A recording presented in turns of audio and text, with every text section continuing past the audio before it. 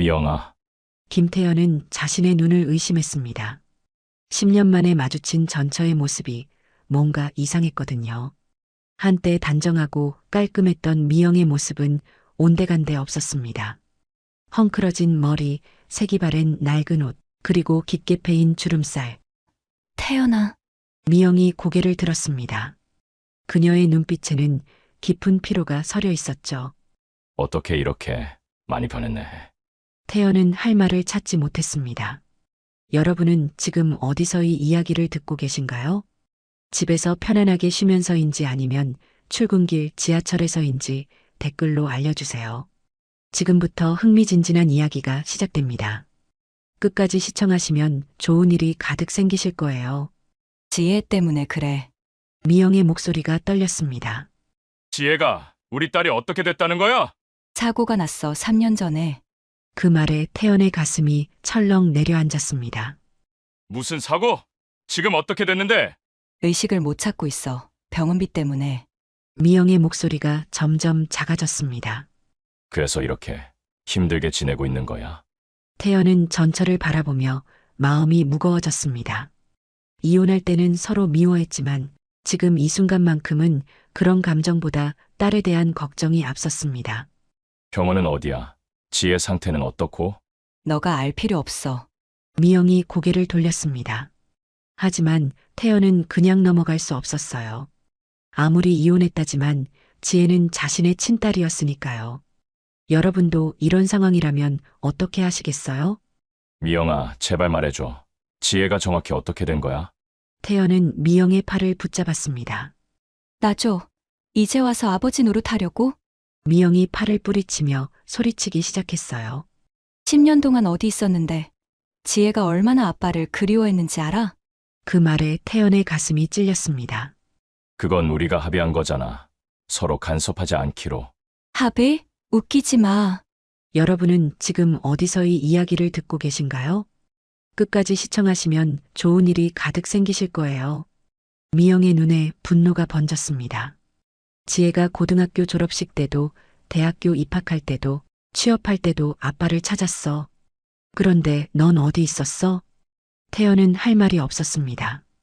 그래서 사고가 난 거야? 아니야, 더 복잡해. 미영이 고개를 떨구었습니다.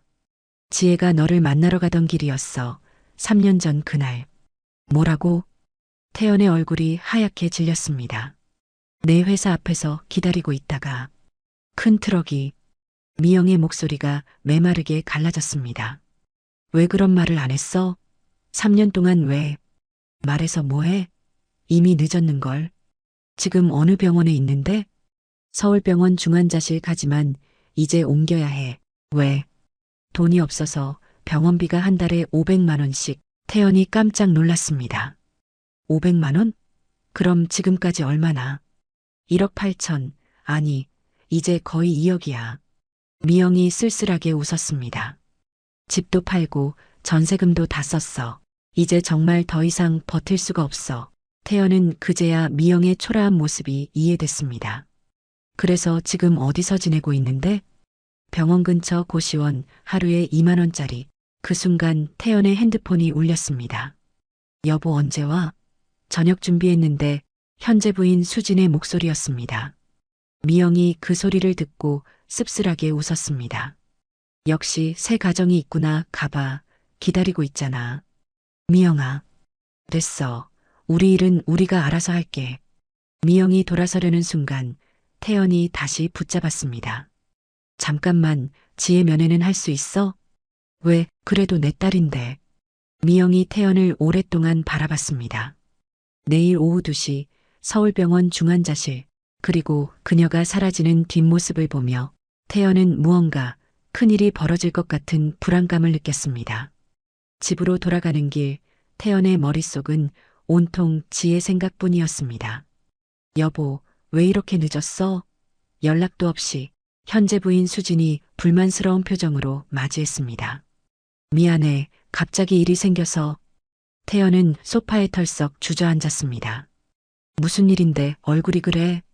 회사에서 뭔 일 있었어? 수진이 걱정스러운 눈빛으로 물었습니다. 태연은 잠시 망설였습니다. 미영을 만났다는 이야기를 해야 할까? 그냥 좀 피곤해서 그래. 요즘 너무 무리하는 거 아니야? 나이가 있는데. 수진이 태연의 어깨를 주무르며 말했습니다.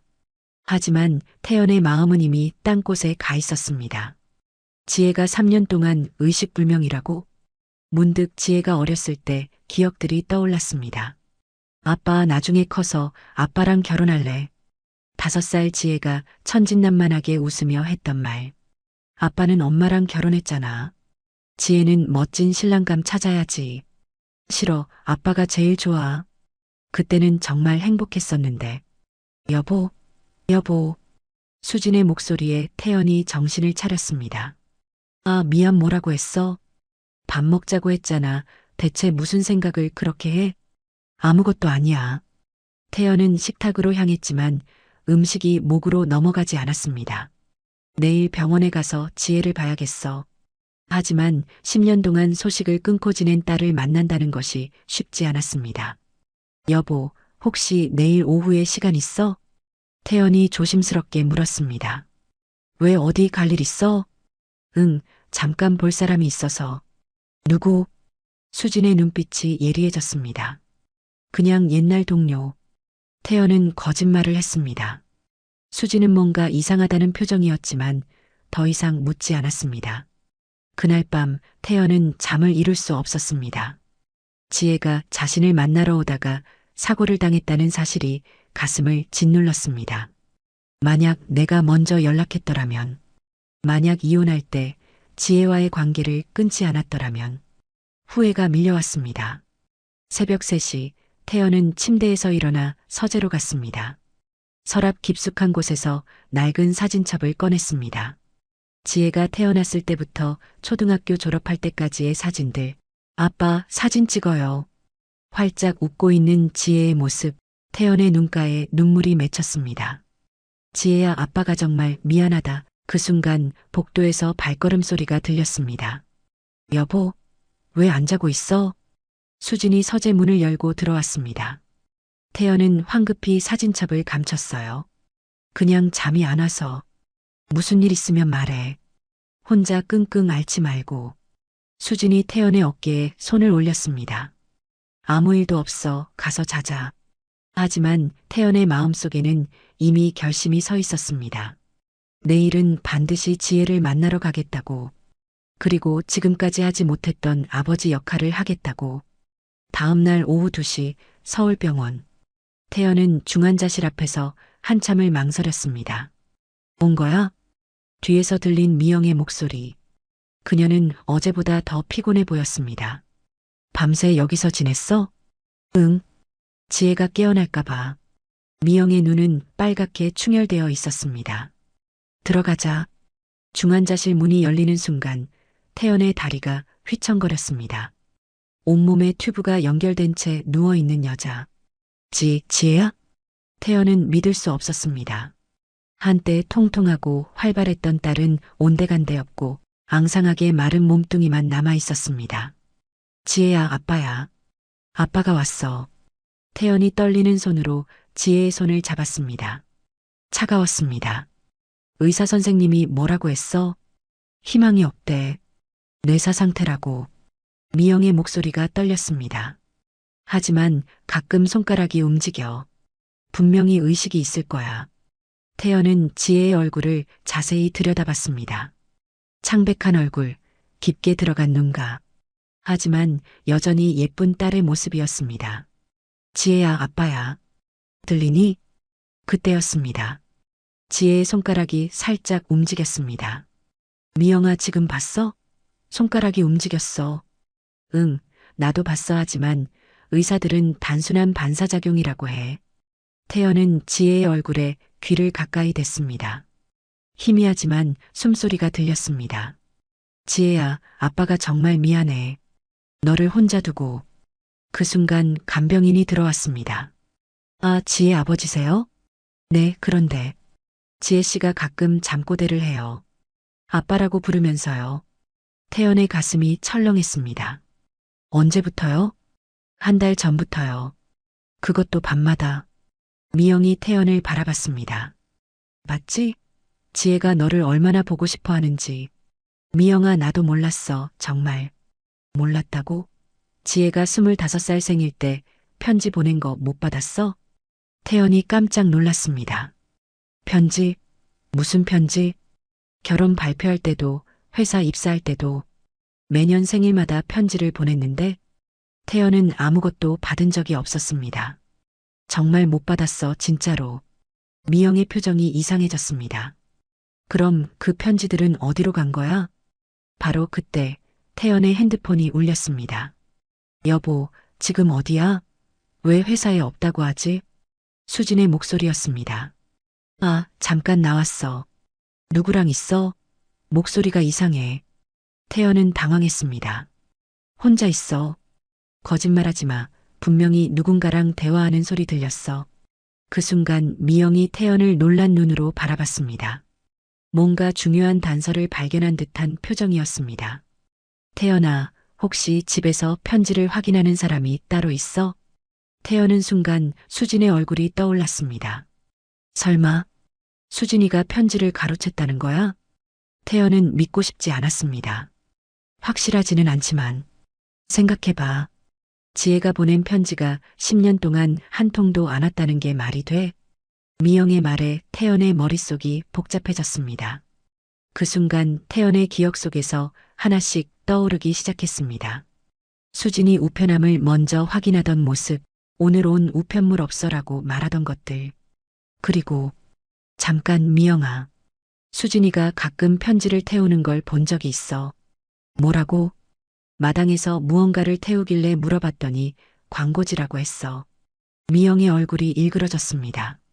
그게 지혜 편지였을 거야. 그 여자가. 확실하지 않으니까 성급하게 판단하지 말자. 하지만 태연의 마음속에서도 의혹이 커지고 있었습니다. 아빠. 갑자기 지혜의 입에서 희미한 소리가 났습니다.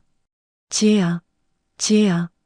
태연과 미영이 동시에 지혜에게 달려갔습니다.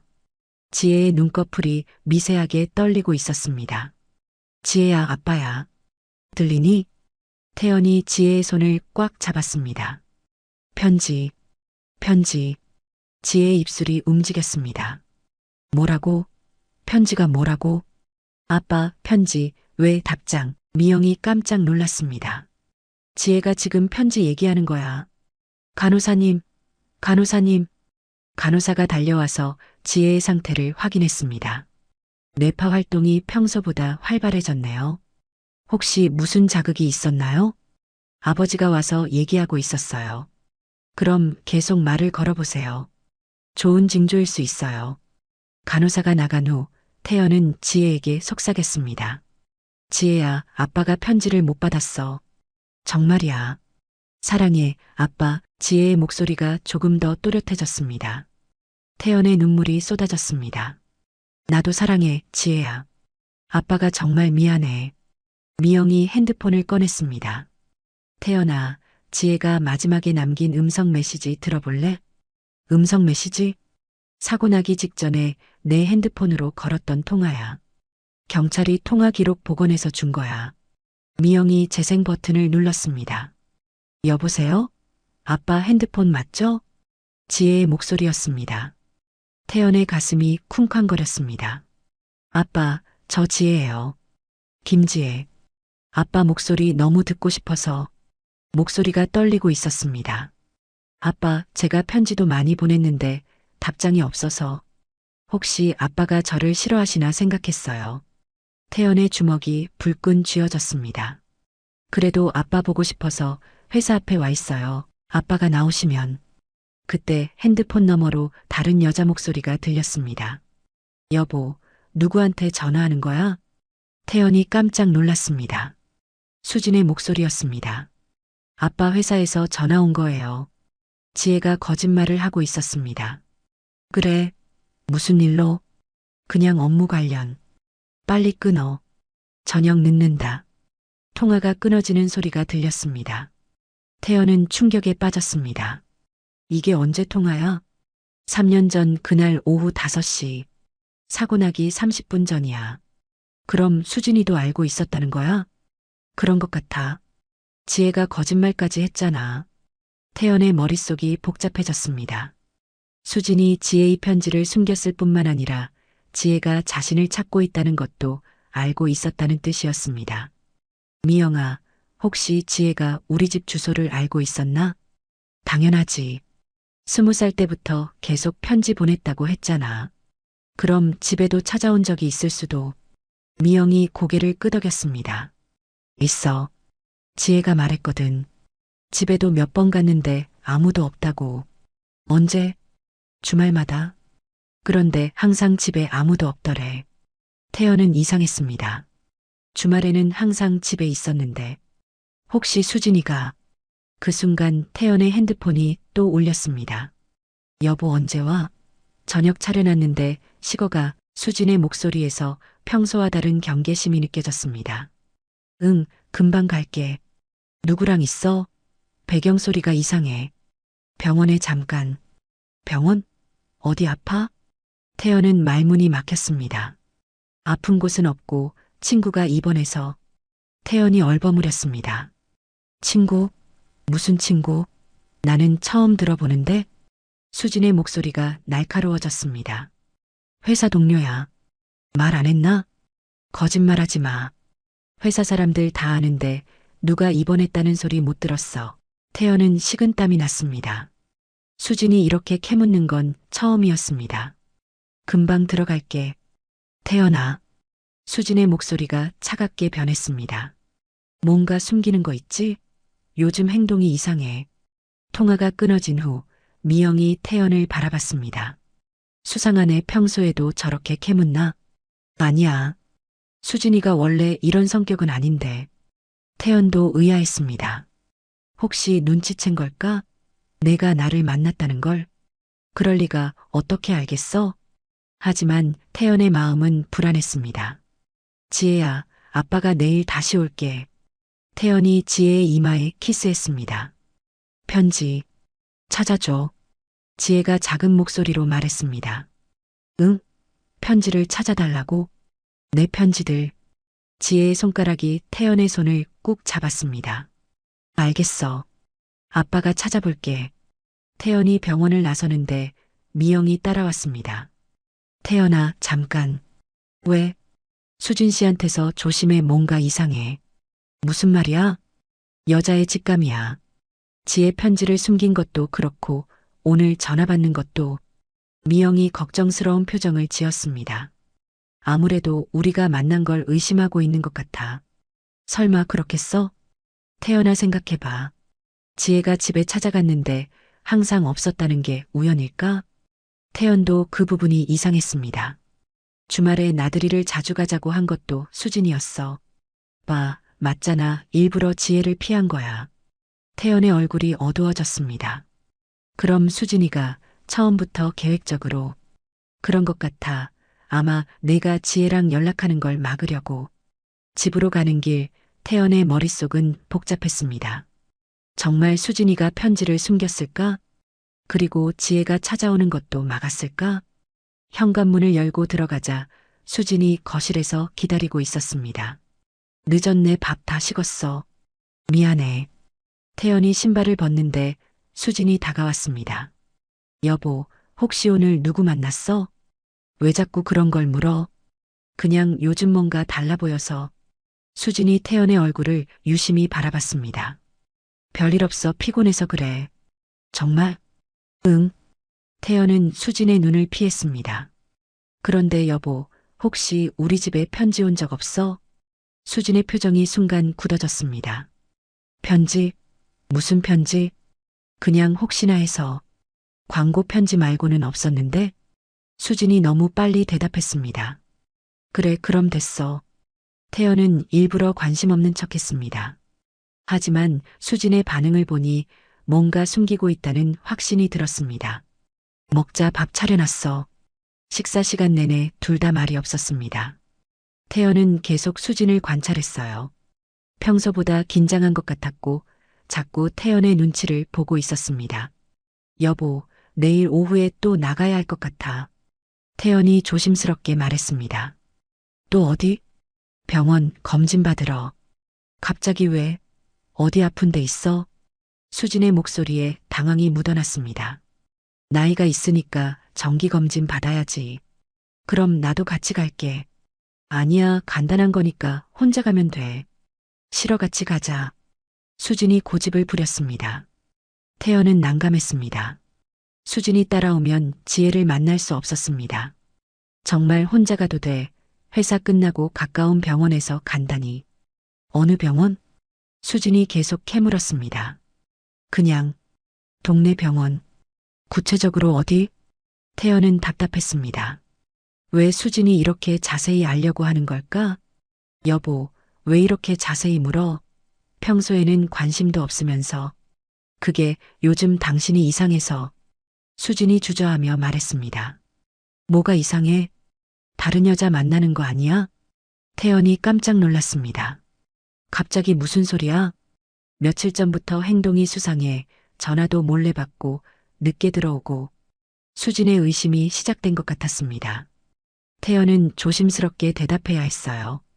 다른 여자라니 무슨 말도 안 되는 소리를 해. 태연이 당황하며 부인했어요. 그럼 증명해봐. 내일 병원에 나랑 같이 가. 수진이 팔짱을 끼고 따져 물었습니다. 왜 자꾸 같이 가자고 해? 믿지 못하겠다는 거야? 믿고 싶은데 행동이 너무 이상해. 그 순간 태연의 핸드폰에 문자가 왔습니다. 미영이었습니다.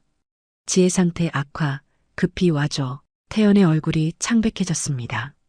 여보, 나 지금 급히 나가야 해. 지금 밤 11시에? 응급 상황이야. 태연이 재킷을 집어들었습니다. 도대체 무슨 일인데?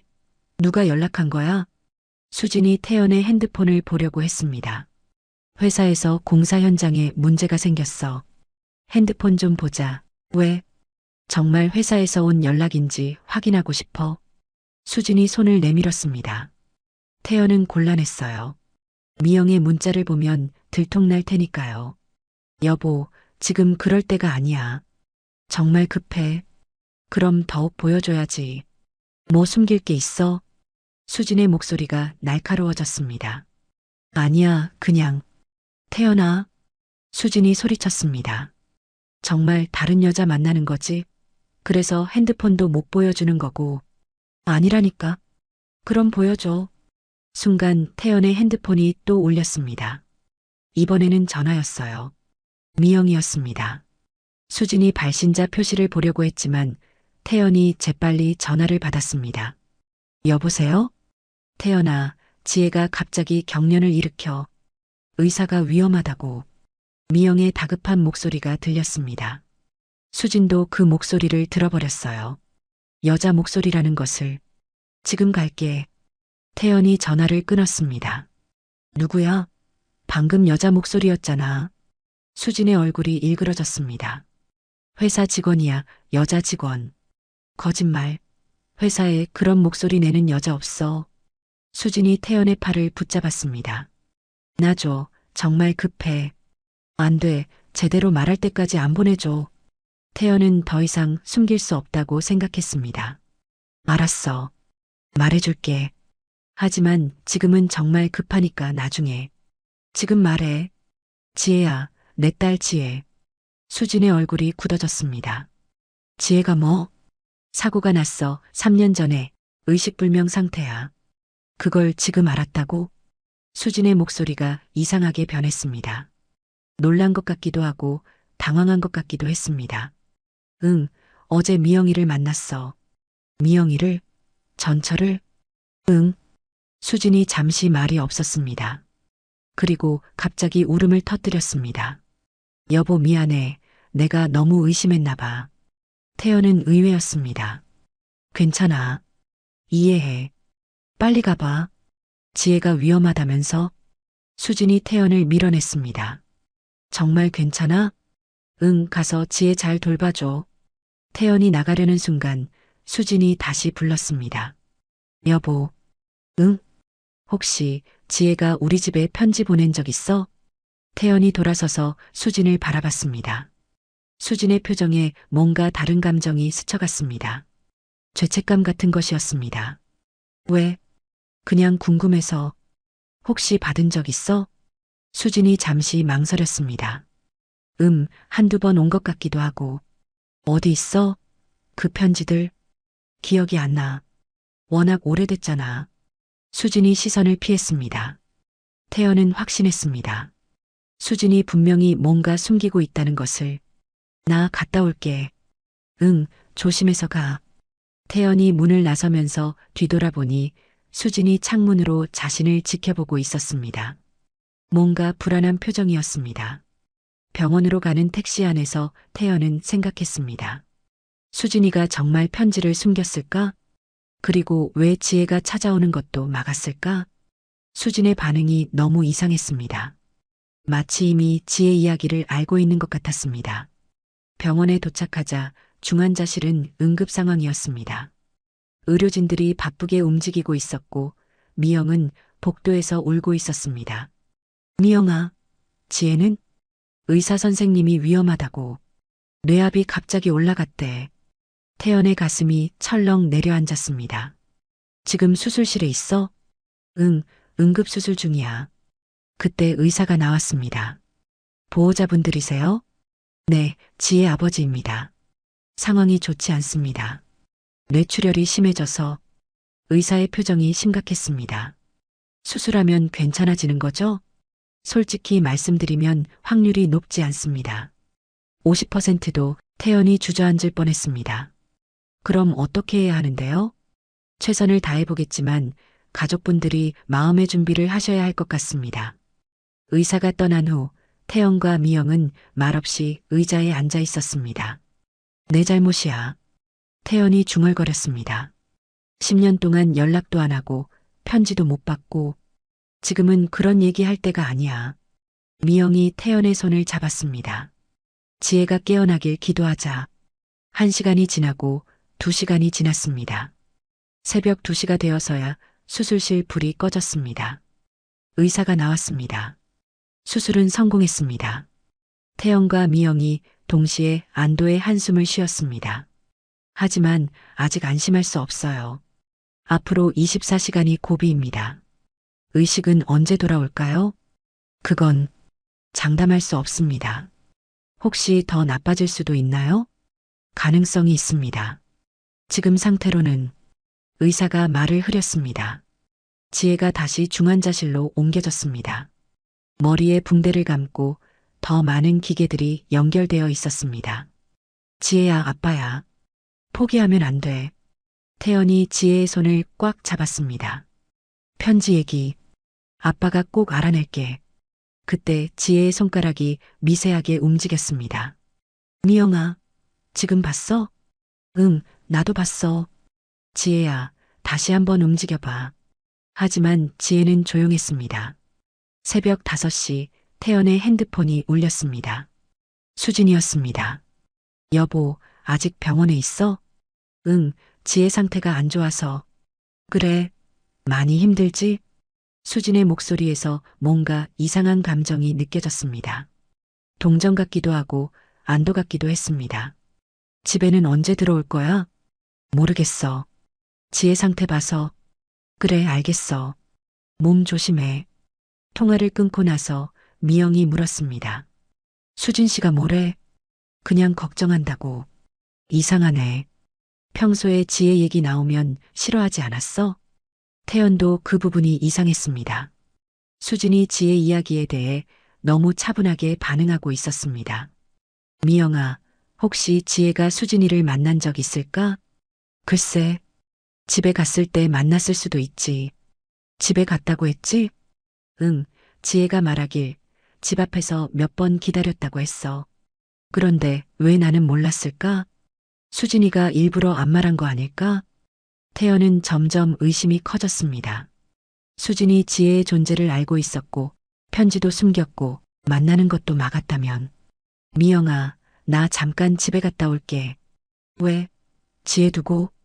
편지를 찾아봐야겠어. 수진이가 어딘가에 숨겨뒀을 거야. 지금? 새벽에? 응, 수진이가 자고 있을 때 찾아야 해. 태연은 결심했습니다. 지혜의 편지들을 반드시 찾아내겠다고. 그리고 수진이가 왜 그런 짓을 했는지 알아내겠다고.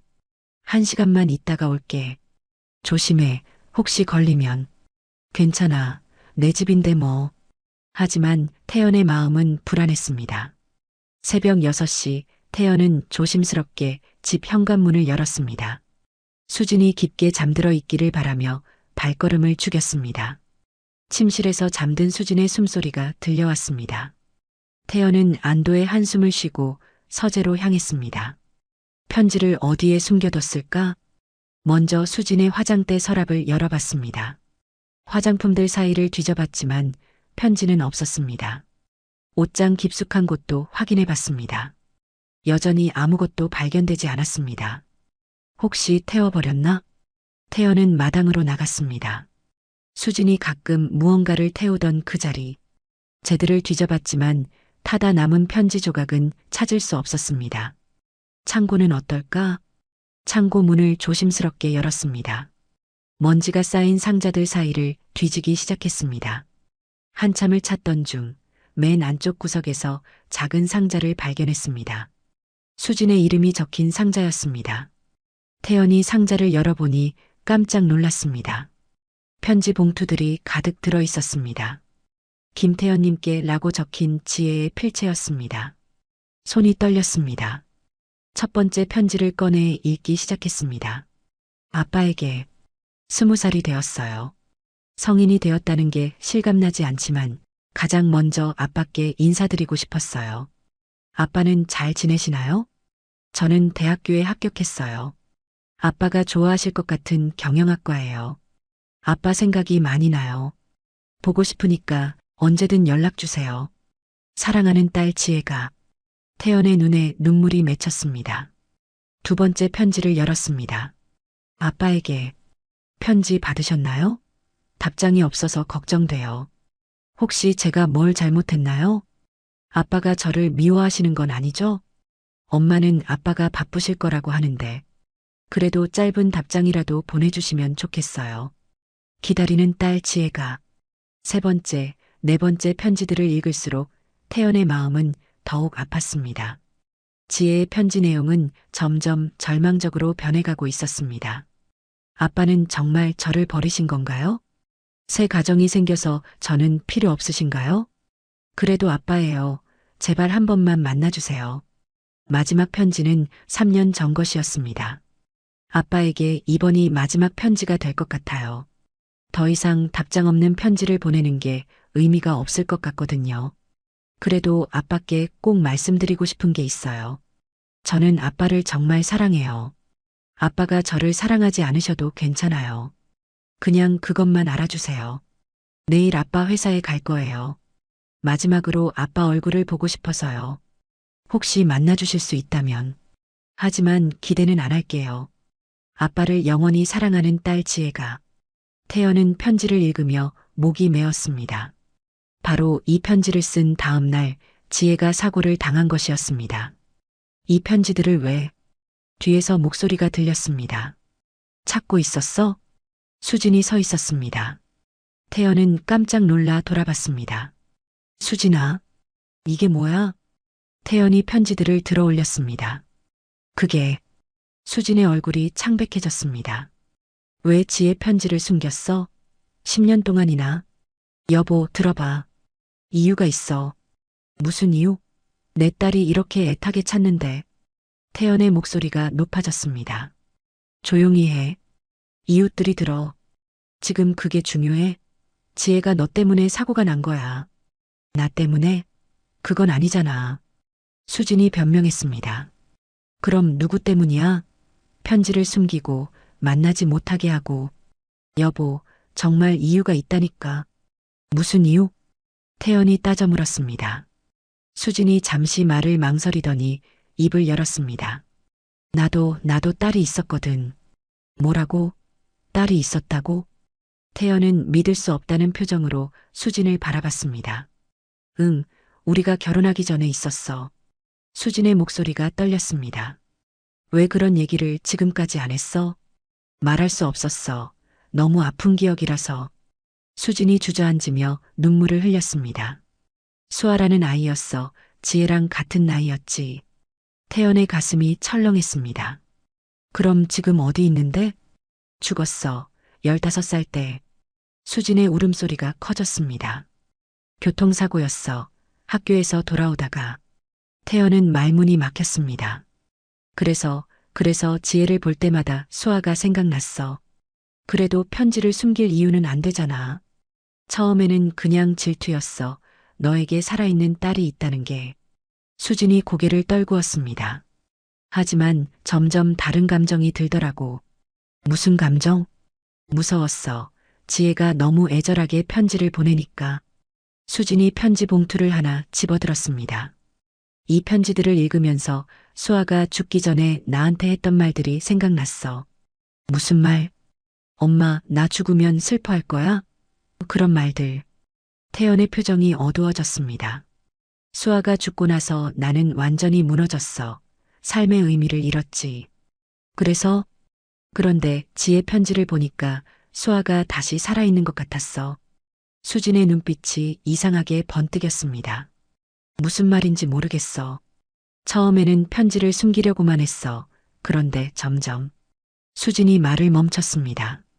점점 지혜가 내 딸인 것처럼 느껴지더라고. 태연이 섬뜩함을 느꼈습니다. 그래서 지혜가 너를 만나러 오는 것도 막은 거야? 응, 지혜가 나만 의지하게 만들고 싶었어. 미쳤구나, 정말. 태연이 한숨을 내쉬었습니다. 그런데 더 충격적인 건 수진이 다른 상자를 꺼냈습니다. 지혜가 우리 집에 찾아온 적이 있어. 뭐라고? 작년 겨울이었어. 너는 출장 중이었고. 태연의 얼굴이 하얗게 질렸습니다. 지혜가 현관 앞에서 몇 시간을 기다리고 있더라고. 그래서 처음엔 못 본 척 하려고 했어. 그런데 수진이 떨리는 손으로 사진 한 장을 꺼냈습니다. 지혜가 현관 앞에 앉아 있는 사진이었습니다. 왜 사진을 찍었어? 수아와 너무 닮았거든. 앉아 있는 모습이. 태연은 소름이 돋았습니다. 그래서 문을 열어줬어. 뭐? 지혜를 집 안으로 데리고 들어왔지. 태연은 믿을 수 없었습니다. 그리고 차를 대접하면서 이야기를 나눴어. 수진이 또 다른 사진을 보여줬습니다. 지혜가 거실 소파에 앉아 웃고 있는 사진이었습니다. 지혜가 뭐라고 했는데? 아빠를 정말 보고 싶다고.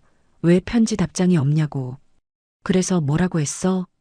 아빠가 새 가정 때문에 바쁘다고. 지금은 만나기 어렵다고. 태연의 주먹이 불끈 쥐어졌습니다. 그리고 나서 지혜가 울면서 집을 나갔어. 수진이 마지막 사진을 보여줬습니다. 지혜가 현관에서 뒤돌아보며 손을 흔드는 사진이었습니다. 이게 마지막 사진이야. 마지막? 응, 그 다음 주에 사고가 났거든. 태연은 충격에 빠졌습니다. 수진이 지혜를 만났고 거짓말을 했고 그 일주일 후에 사고가 났다는 것. 수진아, 혹시 그때 지혜한테 뭔 말을 더 했어? 그게 수진이 또 망설였습니다. 뭐라고 했냐고. 아빠가 더 이상 만나기 싫다고, 새 가정에 방해가 된다고. 태연의 다리에 힘이 빠졌습니다. 그래서 지혜가 절망해서 무리하게 나를 만나러 온 거구나. 미안해, 정말 미안해. 미안하다고 될 일이야? 태연이 소리쳤습니다. 지혜가 지금 죽어가고 있어. 너 때문에. 나도 몰랐어. 그렇게 될 줄. 몰랐다고? 딸을 잃어본 사람이 다른 사람 딸도 빼앗으려고 했다고? 수진이 울면서 무릎을 꿇었습니다. 용서해줘. 정말 미안해. 용서? 지혜부터 살려놓고 용서를 구해. 태연이 편지들을 품에 안고 집을 나서려고 했습니다. 여보, 어디가? 병원이야. 지혜한테 이 편지들을 읽어줄 거야. 그럼 나는? 수진이 애원하는 눈빛으로 바라봤습니다. 너는 이제 끝이야. 태연의 차가운 말에 수진이 주저앉았습니다. 여보. 하지만 태연은 뒤돌아보지 않았습니다. 지혜를 살려야 한다는 마음뿐이었습니다. 병원으로 돌아온 태연은 편지들을 꽉 쥐고 중환자실로 달려갔습니다. 미영아, 찾았어. 지혜 편지들. 미영이 깜짝 놀라며 돌아봤습니다. 정말? 어디 있었는데? 수진이가 숨겨뒀어. 10년 동안이나. 태연이 편지 묶음을 보여주자 미영의 눈에 눈물이 맺혔습니다. 이 많은 편지를 지혜가 얼마나 아빠를 그리워했는지. 미영아, 더 충격적인 게 있어. 태연이 수진과 지혜가 만났던 이야기를 했습니다. 뭐라고? 수진이가 지혜를 만났다고? 응, 그리고 거짓말을 했어. 내가 지혜를 싫어한다고. 미영의 얼굴이 일그러졌습니다. 그래서 지혜가 그렇게 절망적으로 너를 찾아온 거구나. 지혜한테 이 편지들을 읽어줘야겠어. 태연이 중환자실로 들어갔습니다. 지혜는 여전히 의식을 잃은 채 누워 있었습니다. 지혜야, 아빠가 너의 편지들을 다 찾았어. 태연이 지혜의 손을 잡고 첫 번째 편지를 펼쳤습니다. 아빠에게 20살이 되었어요. 편지를 읽어내려가는 태연의 목소리가 떨렸습니다. 아빠는 이 편지를 받지 못했어. 정말 미안해. 그때 지혜의 손가락이 살짝 움직였습니다. 미영아, 지금 봤어? 응, 분명히 움직였어. 태연이 더 큰 목소리로 편지를 읽기 시작했습니다. 편지 받으셨나요? 답장이 없어서 걱정돼요. 지혜의 눈꺼풀이 미세하게 떨렸습니다.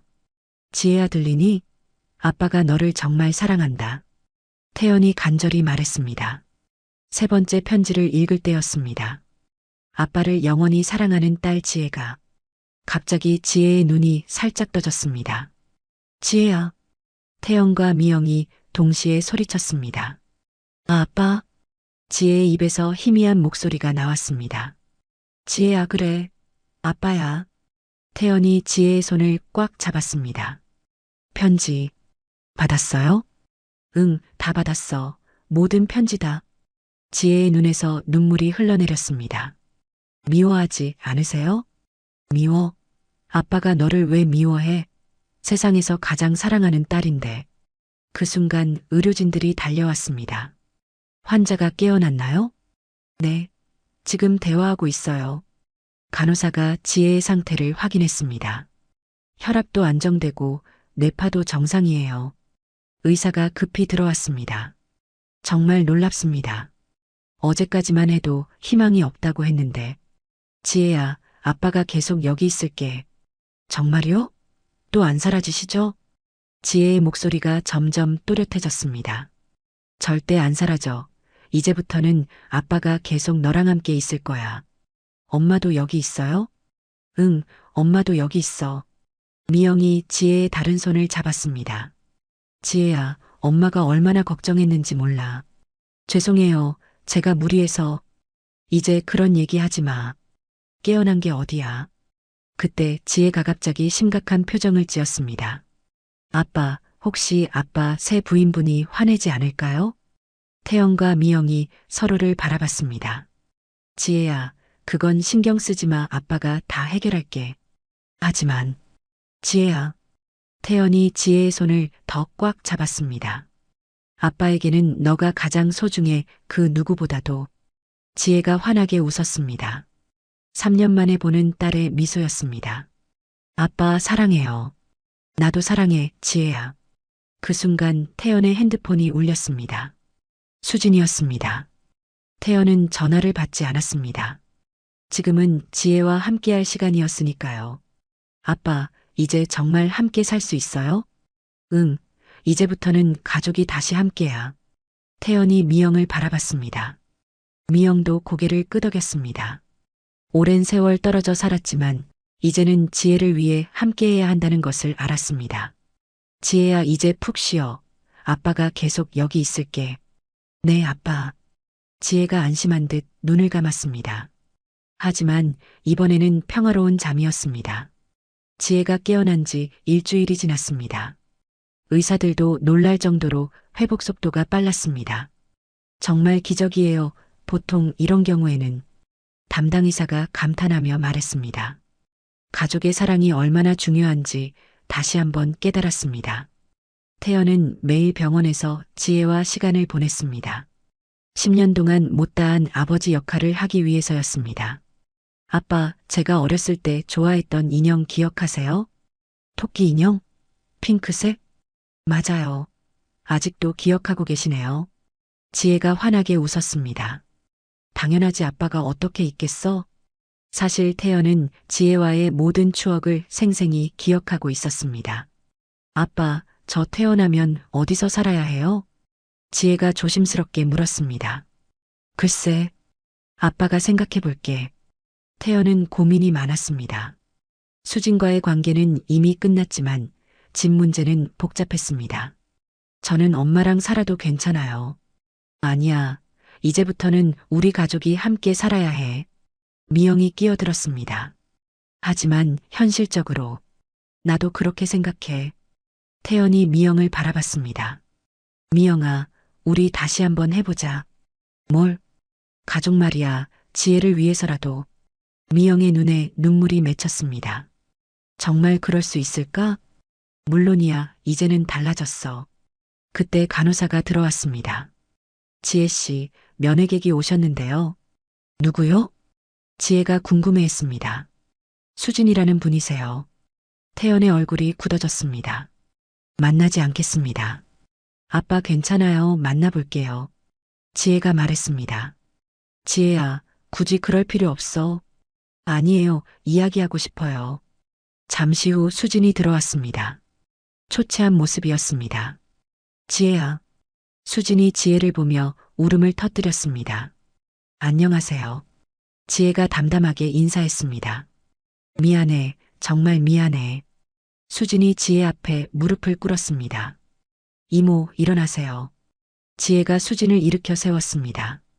지혜야, 이모가 너무 잘못했어. 이모도 힘들었겠어요. 딸을 잃으셨다면서요? 지혜의 말에 수진이 더 큰 소리로 울었습니다. 그래도 변명이 안 돼. 이모가 너무 이기적이었어. 이제 됐어요. 저도 아빠를 다시 만났고, 지혜가 태연을 바라보며 웃었습니다. 지혜야, 너무 착해서 탈이야. 미영이 안타까워했습니다. 엄마 미워하면 제가 더 힘들어져요. 지혜가 수진에게 말했습니다. 이모, 이모도 새로운 시작하세요. 새로운 시작? 네, 이모 딸도 이모가 행복했으면 좋겠다고 하실 거예요. 수진이 고개를 끄덕였습니다. 고마워 지혜야 정말 고마워. 수진이 일어나서 태연을 바라봤습니다. 여보 아니 태연 씨. 뭐? 이혼 서류 준비해뒀어요. 집도 지혜 명의로 해놓을게요. 태연이 놀랐습니다. 그럴 필요 없어. 아니에요. 그게 맞아요. 수진이 가방에서 서류를 꺼냈습니다. 그리고 이것도 통장이었습니다. 제 적금이에요. 지혜 치료비로 쓰세요. 수진아, 이것밖에 할 수 있는 게 없어요. 수진이 고개를 숙였습니다. 그럼 잘 지내세요, 모두. 수진이 돌아서려는 순간 지혜가 불렀습니다. 이모, 응? 가끔 안부 연락드릴게요. 수진의 눈에서 눈물이 쏟아졌습니다. 정말? 네, 저희 가족이니까요. 그 말에 수진이 주저앉을 뻔했습니다. 고마워, 정말 고마워. 수진이 나간 후 태연이 지혜에게 물었습니다. 지혜야, 정말 괜찮아? 네, 이제 모든 게 해결된 것 같아요. 지혜가 태연과 미영의 손을 각각 잡았습니다. 우리 다시 가족이 될 수 있어요? 당연하지 우리는 원래 가족이었어. 태연이 지혜의 머리를 쓰다듬었습니다. 이제 정말 새로운 시작이야. 지혜가 태어난 지 한 달이 지났습니다. 새 식구는 수진이 넘겨준 집에서 새로운 생활을 시작했습니다. 아빠, 아침 드세요. 지혜가 정성스럽게 차린 식탁을 보며 태연이 뿌듯해했습니다. 우리 딸이 요리까지 이렇게 잘하다니. 엄마가 가르쳐줬어요. 병원비 벌려고 식당에서 일할 때 미영이 쑥스러워했습니다. 그때는 정말 힘들었지. 하루에 16시간씩 일했어. 미영아, 고생 많았어. 태연이 미영의 손을 잡았습니다. 이제는 내가 책임질게. 아빠, 저도 곧 직장 구할 거예요. 지혜가 말했습니다. 아직은 쉬어. 완전히 회복될 때까지. 하지만 병원비도 많이 남았고, 그건 아빠가 해결할 문제야. 실제로 태연은 회사에서 대출을 받아 병원비를 정리했습니다. 퇴직금을 앞당겨 받기도 했죠. 아빠, 제가 아팠을 때 꿈이 있었어요. 지혜가 갑자기 말했습니다. 무슨 꿈? 할아버지가 나오셨어요. 아빠 아버지. 태연이 놀랐습니다. 아버지는 지혜가 어릴 때 돌아가셨거든요. 할아버지가 뭐라고 하시던? 지혜야, 아빠를 용서해라. 아빠도 많이 힘들었다고 하셨어요. 태연의 눈에 눈물이 맺혔습니다. 그리고 가족은 무엇보다 소중하다고도 하셨어요. 할아버지 말씀이 맞아. 미영도 울컥했습니다. 엄마, 아빠 다시 결혼하면 안 돼요? 지혜의 갑작스러운 제안에 태연과 미영이 당황했습니다. 지혜야, 그건 제 소원이에요. 다시 진짜 가족이 되고 싶어요. 태연이 미영을 바라봤습니다. 미영아, 어떻게 생각해? 글쎄, 나이도 있고. 나이가 무슨 상관이야? 사랑하면 되는 거지. 태연이 진지하게 말했습니다. 정말 다시 시작할 수 있을까? 물론이야. 이제는 서로를 더 잘 알잖아. 그날 저녁 태연은 특별한 계획을 세웠습니다. 지혜와 미영을 데리고 예전에 자주 갔던 한강공원으로 갔습니다. 왜 갑자기 여기 왔어? 미영이 의아해했습니다. 기억나지 않아? 우리가 처음 데이트했던 곳. 아, 맞다. 그때 태연이 너무 어색해하더라. 지혜가 부모의 옛날 이야기를 들으며 행복해했습니다. 아빠, 엄마한테 어떻게 프로포즈 하셨어요? 그냥 평범하게 했지. 아니에요. 너무 떨어서 말도 더듬더라. 미영이 웃으며 말했습니다. 그때 뭐라고 했는지 기억해? 태연이 무릎을 꿇었습니다. 미영아, 나와 결혼해줘. 아빠. 지혜가 깜짝 놀랐습니다. 이번에는 제대로 할게. 지혜도 있고 우리도 성숙해졌으니까. 태연이 주머니에서 반지를 꺼냈습니다. 언제 준비한 거야? 미영이 감동했습니다. 오늘 오전에 지혜가 낮잠 잘 때. 엄마, 받으세요. 지혜가 흥분해서 말했습니다. 하지만 미영아, 우리 다시 한번 해보자. 이번에는 절대 놓치지 않을게. 미영이 눈물을 흘리며 고개를 끄덕였습니다. 응, 다시 해보자. 태연이 미영의 손가락에 반지를 끼워줬습니다. 우와, 지혜가 박수를 치며 환호했습니다. 정말 행복해요. 그때 지나가던 사람들도 박수를 쳐줬습니다. 축하드려요. 보기 좋네요. 태연은 지혜와 미영을 양쪽으로 안았습니다. 이제 진짜 가족이야. 네, 아빠. 영원히 함께해요. 지혜가 말했습니다. 그런데 아빠, 하나 궁금한 게 있어요. 뭐? 수진 이모는 어떻게 지내시는지. 태연이 잠시 생각에 잠겼습니다. 가끔 안부 문자 보내시더라. 새로운 일을 시작하셨다고. 다행이에요. 이모도 행복하셨으면 좋겠어요. 지혜의 따뜻한 마음에 태연과 미영이 감동했습니다. 우리 딸이 이렇게 착할 줄이야. 엄마 아빠를 닮았으니까요. 그렇게 세 가족은 새로운 출발을 시작했습니다. 10년이라는 긴 시간을 뛰어넘어서 말이죠. 결혼식 준비로 바쁜 나날이 계속되었습니다. 아빠, 이 드레스 어때요? 지혜가 웨딩드레스를 입은 미영을 보며 감탄했습니다. 엄마가 제일 예뻐요. 지혜야, 내가 더 예쁘다. 미영이 지혜를 안아주었습니다. 그런데 아빠는 어디 갔어요? 회사에서 마지막 정리하고 있어. 퇴직 준비한다고. 태연은 지혜를 돌보기 위해 조기 퇴직을 결정했습니다. 아빠가 저 때문에 너무 많은 걸 희생하시는 것 같아요. 아니야. 아빠가 가장 원하는 일이야. 그때 태연이 돌아왔습니다. 우리 신부가 정말 아름답네. 여보, 어떻게 됐어? 다 정리했어. 이제 자유의 몸이야.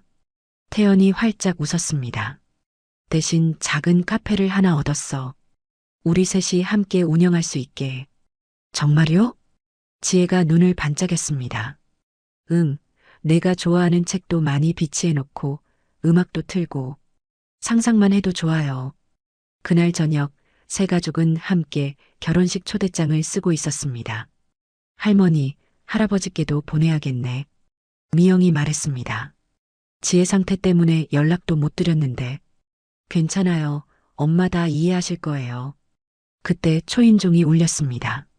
누구지? 태연이 문을 열어보니 수진이 서 있었습니다. 안녕하세요. 잠깐만 시간 내주실 수 있나요? 들어와. 거실에 앉은 수진은 평전보다 훨씬 밝아 보였습니다. 결혼 축하드려요. 고마워. 그리고 이거. 수진이 예쁘게 포장된 선물을 내밀었습니다. 뭐야? 지혜가 포장을 뜯어보니 아름다운 액자였습니다. 세 가족이 함께 찍은 사진이 들어 있었습니다. 언제 찍은 사진이에요? 지혜 씨가 태어나던 날 몰래 찍었어요. 수진이 미소를 지었습니다. 정말 행복해 보였거든요. 고마워요, 이모. 그리고 사실 하나 더 드릴 말씀이 있어요. 수진이 진지해졌습니다. 뭔데? 저도 새로운 시작을 하게 됐어요. 어떤? 상담센터에서 일하기로 했어요. 저처럼 아이를 잃은 부모들을 도와주는. 태연과 미영이 놀랐습니다. 정말? 네, 지혜 씨가 저에게 용서를 해주셨잖아요. 그 마음을 다른 분들께도 전하고 싶어서. 지혜의 눈에 눈물이 맺혔습니다. 이모, 정말 좋은 일이에요. 지혜 씨 덕분이에요. 진정한 용서가 뭔지 배웠거든요. 이모도 분명 좋은 사람 만나실 거예요. 그런 건 중요하지 않아요. 지금이 가장 행복해요. 수진이 일어서며 말했습니다. 그럼 저는 이만 결혼식 날 축하 인사드리러 올게요. 이모, 잠깐요. 지혜가 수진을 불렀습니다. 저희 카페 오픈하면 꼭 놀러 오세요. 카페? 네, 가족이 함께 운영할 거예요. 그럼 첫 번째 손님으로 갈게요. 수진이 나간 후 미영이 말했습니다. 사람이 정말 많이 변했네. 아픈 경험이 사람을 성장시키나 봐. 태연이 답했습니다. 아빠, 엄마, 저는 정말 행운아인 것 같아요. 왜? 이렇게 많은 사람들의 사랑을 받고 있잖아요. 지혜가 액자를 보며 웃었습니다. 우리가 더 행운이야. 너 같은 딸이 있어서. 태연이 지혜를 안았습니다. 아빠, 엄마 사랑해요. 우리도 사랑해. 그 순간 집안에 따뜻한 행복이 가득 찼습니다. 10년의 아픔과 오해를 뛰어넘어 다시 만난 가족. 이제 정말 완전한 치유가 시작되었습니다. 다음 주면 결혼식이었습니다. 새로운 시작을 알리는 특별한 날이 될 것 같았습니다. 그리고 그 후에는 세 가족이 함께 운영할 카페에서 더 많은 행복한 추억들을 만들어갈 예정이었습니다. 1년 후, 아빠, 커피 나왔어요. 지혜가 따뜻한 커피를 들고 태연에게 다가왔습니다. 고마워, 우리 딸. 지혜 카페라는 이름의 작은 카페는 동네 사람들 사이에서 입소문이 나면서 인기를 끌고 있었습니다. 따뜻한 분위기와 가족이 함께 운영한다는 특별함 때문이었죠. 어머, 사장님, 오늘도 바쁘시네요. 단골 손님 할머니가 들어오셨습니다. 어서 오세요, 할머니. 오늘은 어떤 걸로 드릴까요? 미영이 환한 미소로 맞이했습니다. 아메리카노 하나, 그리고 지혜 양이 만든 케이크도. 네, 금방 준비해 드릴게요. 지혜는 완전히 회복되어 이제는 카페의 핵심 인력이 되었습니다. 베이킹도 배워서 직접 케이크와 쿠키를 만들고 있었죠. 지혜야, 오늘 병원 검진 결과 어땠어? 태연이 물었습니다. 완전히 정상이래요. 의사 선생님이 정말 놀라셨어요. 다행이다. 이제 정말 걱정 없겠네. 그때 카페 문이 열리며 수진이 들어왔습니다. 한 달에 한 번씩 찾아오는 단골이 되었습니다. 안녕하세요. 이모, 어서 와요. 지혜가 반갑게 맞이했습니다. 오늘은 누구랑 오셨어요? 아, 상담센터 동료들이랑 왔어요. 수진 뒤로 3명의 여성이 더 들어왔습니다. 여기가 그 유명한 지혜 카페구나. 정말 따뜻한 분위기네요. 수진은 이제 상담센터에서 팀장으로 일하고 있었습니다. 아이를 잃은 부모들을 돕는 일에 전념하며 새로운 삶의 의미를 찾았죠. 이모, 요즘 어떠세요? 지혜가 커피를 가져다 주며 물었습니다. 정말 좋아. 힘든 분들께 도움이 될 수 있어서 보람 있어. 그래도 가끔 힘들 때 있으시죠? 그럴 때는 여기 와서 너희들 보면 힘이 나. 수진이 지혜의 손을 잡았습니다. 특히 지혜, 너를 보면 용서가 얼마나 큰 힘인지 다시 깨달아. 그 순간 카페 안이 잠시 조용해졌습니다. 다른 손님들도 그들의 이야기에 귀 기울이고 있었습니다. 이모, 저는 이모가 자랑스러워요. 지혜의 말에 수진의 눈에 눈물이 맺혔습니다. 고마워, 지혜야. 오후 늦게 카페 문을 닫고 난 후 가족들은 함께 저녁을 준비했습니다. 오늘 매출이 좋았네. 태연이 계산기를 두드리며 말했습니다. 다음 달이면 대출도 다 갚을 수 있겠어. 정말? 벌써? 미영이 놀랐습니다. 응, 생각보다 일찍 안정궤도에 올랐어. 모든 게 꿈만 같아. 미영이 감탄했습니다. 1년 전만 해도 지혜가 의식불명이었는데.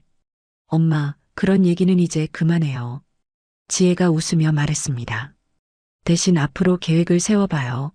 무슨 계획? 카페 확장도 하고 저는 야간 대학도 다니고 싶어요. 야간 대학? 네, 상담할까요? 저도 수진 이모처럼 사람들을 도와주고 싶어요. 태연과 미영이 서로를 바라봤습니다. 좋은 생각이야. 그럼 내년부터 준비해보자. 그날 밤 지혜는 일기를 쓰고 있었습니다. 오늘은 정말 행복한 하루였다. 카페도 잘 되고 가족들도 건강하고 수진 이모도 자신의 길을 찾아서 기쁘다. 1년 전 사고가 났을 때는 정말 절망적이었다. 아빠가 나를 싫어한다고 생각했고 세상이 끝난 것 같았다. 하지만 이제 알겠다. 모든 일에는 이유가 있다는 것을. 그 힘든 시간이 있었기에 우리 가족이 더 단단해질 수 있었고 진정한 사랑이 무엇인지 깨달을 수 있었다. 아빠의 편지들을 읽으며 울었던 그날, 아빠가 나를 사랑하고 있다는 걸 알았을 때의 감동은 평생 잊을 수 없을 것이다. 그리고 수진 이모를 용서하면서 용서가 상대방만이 아니라 나 자신도 자유롭게 해준다는 것을 배웠다. 이제 우리 가족은 정말 완전해졌다.